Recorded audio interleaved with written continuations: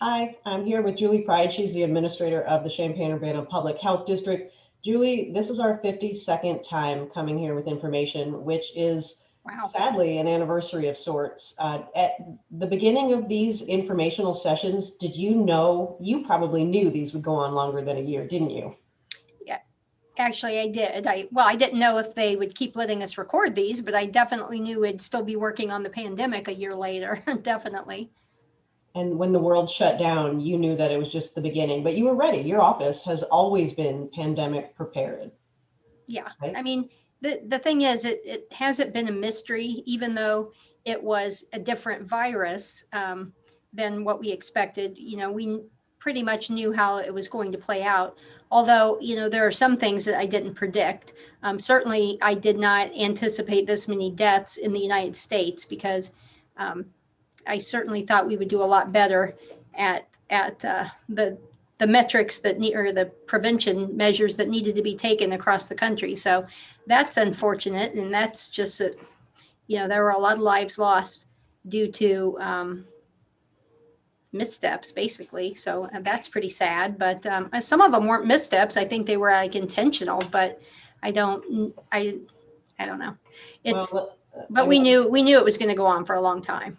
I know your office was ready. Let's talk about some of the facts involved in some of the containment. Johnson and Johnson, did that vaccine arrive yet, or are we still waiting on that in our community?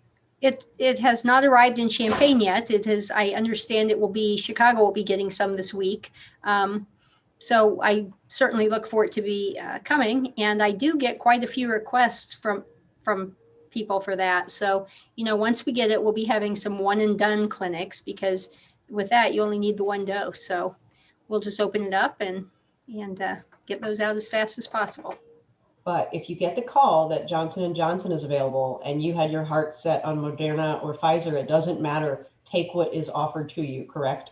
Correct. I mean, the important thing right now is for people to get vaccinated as soon as they become eligible. Don't, if you're eligible because you are obese or because you have asthma or because you have, heart disease, don't sit back and wait thinking that you're taking it away from someone else. The way we're doing our vaccine rollout in Champaign, we are getting people covered. So if it is your time and you are eligible, get in there and get it. And it does not matter which one it is because they are all highly effective at preventing hospitalization and deaths due to COVID. So get in there and get the first vaccine you can get. Well, that is the perfect segue into finding out who exactly is eligible right now. You've got a list.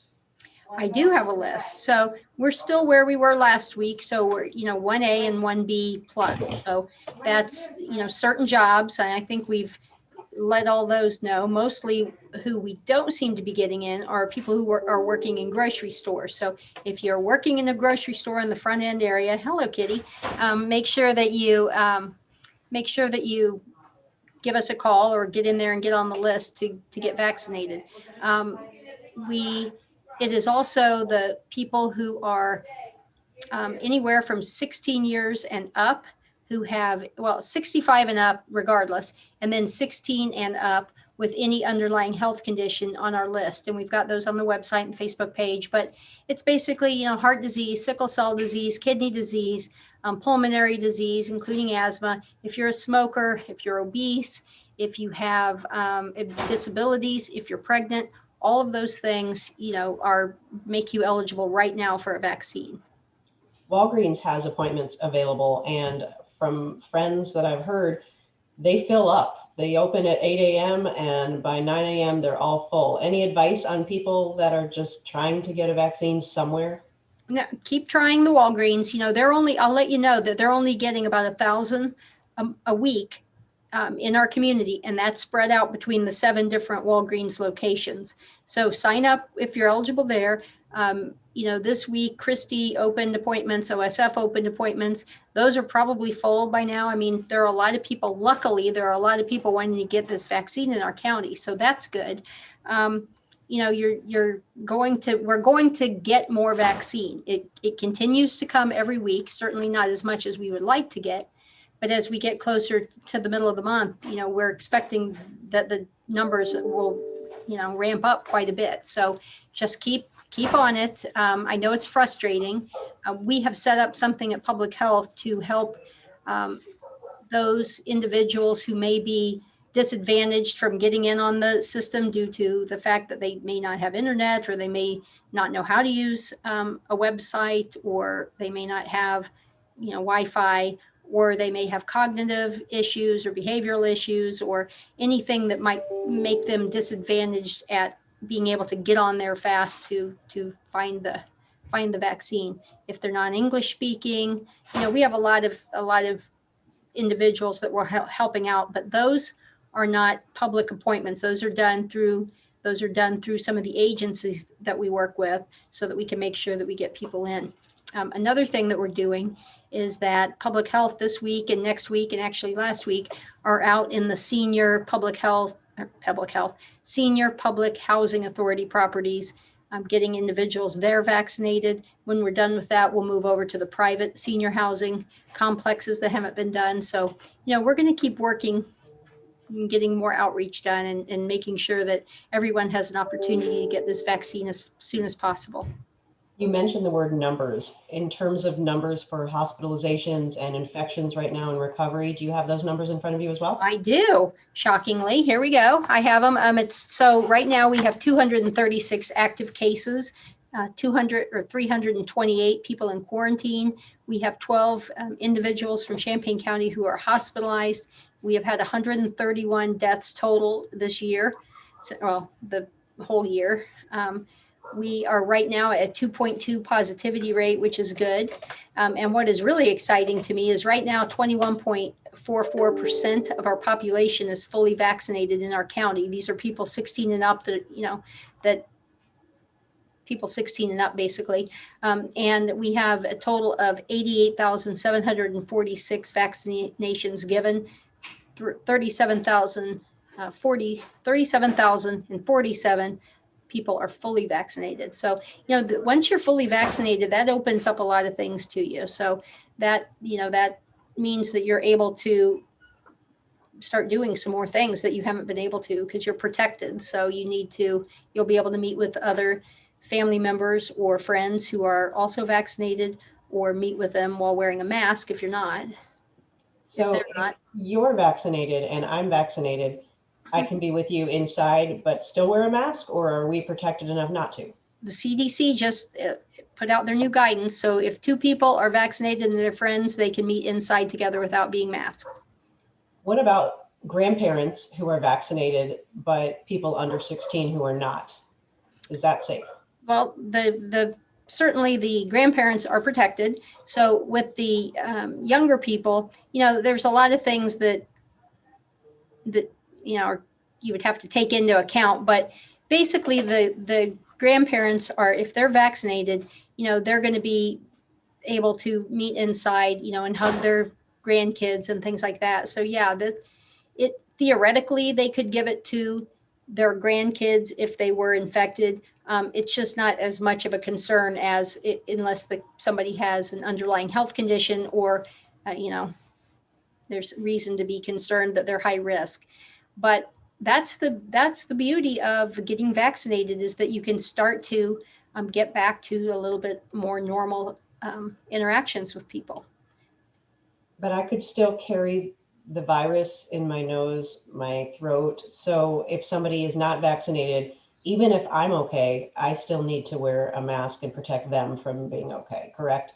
Yeah, so theoretically, that's possible. They don't really know for sure that that's happening, but until they know for sure, they're going to err on the side of caution. So you basically have the virus, which is SARS-CoV-2, and then the disease, COVID-19. And that's what, gets you hospitalized or causes death, or, the problems that we're concerned with. So the vaccines, all three of them, are highly efficient or highly effective of preventing that. But they still don't know yet. Can you still have it and it be replicating, the virus replicating up in your, nasal pharyngeal area, and then that you talk or cough or breathe on somebody and infect them? So definitely, if you're around anyone who is at risk, for sure, make sure that you're masked, even though you're vaccinated. But in general too, you'll still have to wear it in public. But if you're around other people who are vaccinated, whether they're family or friends, you're fine. Okay, So are they. next week is spring break in the area. It is not a free pass to travel if you've been vaccinated, especially if you have kids, correct? Dr. Anthony Fauci would prefer that we stay home unless it's essential travel. How does Julie Pryde feel about that? Well, interesting. I was just interviewed by the news about this. And so again, when you say travel, that means a million different things. Should you be going on a cruise ship or something? I would say no. Should you be flying? If you're not vaccinated, you shouldn't be going really anywhere because you are at risk and vaccines are coming. So if you're vaccinated, that certainly makes it safer for you. But you have to, when you say go somewhere on spring break, there's a lot of variables to look at. Are you driving? You can go to a hotel and not even see people right now. So are you going to a hotel somewhere where you're going to just get out, go somewhere and hang out by yourself or your family on a beach or something like that and go back to your hotel where you don't have to be around people? Or are you planning on just going out and acting like there's no pandemic? So there's a whole range of things to consider. Again, if you're vaccinated, you're going to be you're going to be able to do a lot more things. But if you are not vaccinated, you better make really sure that you're willing to take that risk. Because, again, the vaccines are here, they're coming, people are getting eligible every day. We're able to get more and more and more people vaccinated. So, it's not worth risking your life or permanent, long-term disability because, you want to go hang out with a bunch of people. And there are certain places, just like it is here, if there are certain areas of the country that are more, have a lot more virus floating around in them than other places. So there's just a lot to consider. As a vaccinated person, would I fly if I needed to? Yes, I would, if I needed to. Otherwise, I'm not going to. But I would absolutely get, I would go to a museum. There's a lot of things I would do as a vaccinated person. There's a lot I would do, but I would not, if I was not vaccinated, I would not risk it. I still put restaurants in a class of things that I'm not comfortable doing indoors. Do you see that as a different thing? According to the CDC, there's still an easy way to spread a virus is through restaurant contact. Well, yeah, I mean, it's still, if you're vaccinated, again, that's a whole different thing. That's why we want everybody to get vaccinated. But if you're vaccinated, if I'm vaccinated, everybody asks me, what would you do? So if I'm vaccinated, I would go into a restaurant. Yes. Before that, I would not. But yes, indoor, the reason that restaurants are not as safe is because you're in there, you're inside, and there are people without masks on, because obviously you can't have the mask on to eat or drink. So that puts you at more risk. But again, there's a lot of variables. In Illinois, we have mitigation strategies in place, and the restaurants in Champaign County have been doing an amazing job. They really have. But again, you have to understand that if you're not vaccinated, it still is risky for you. And it's risky for anyone you may then spread it to. And last question before I let you go. When are we safe with reckless abandon to be in places? What percentage of the community needs herd immunity, or where do we need to be in order for this to feel like it's in the rearview mirror?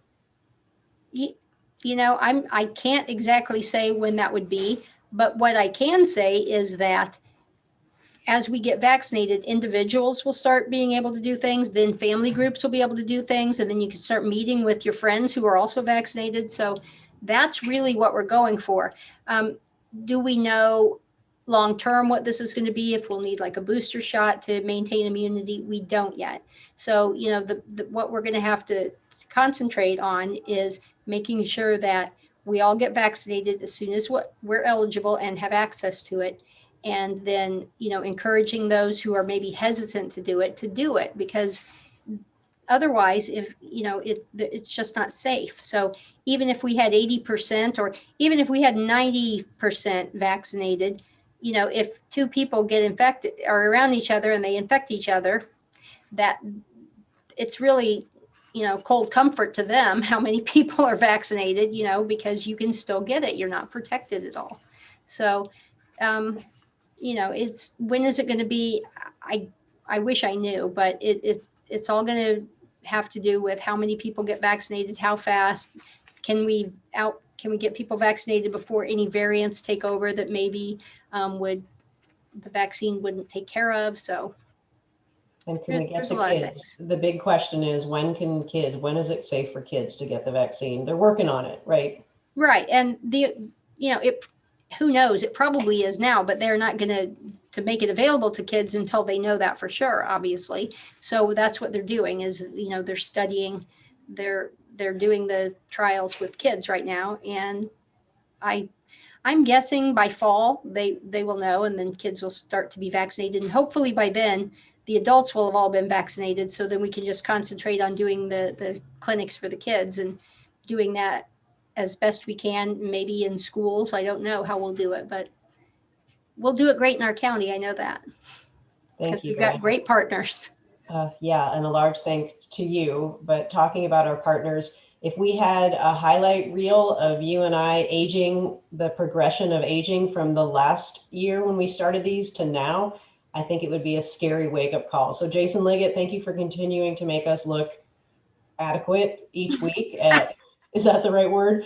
I want to thank Diane Marlin. How would you I have specifically asked Jason to put the Sybil Shepherd blurring screen on me, and he has yet to do that. Okay, we can call Kind it of hurtful. Moonlighting, the little PhD. Vaseline on the lens. I do want to thank Diane Marlin. She's the mayor of Urbana, and she's been our wonderful partner in all of this. But Julie Pryde, CU PhD, all of your partners there, thank you so much for everything you do.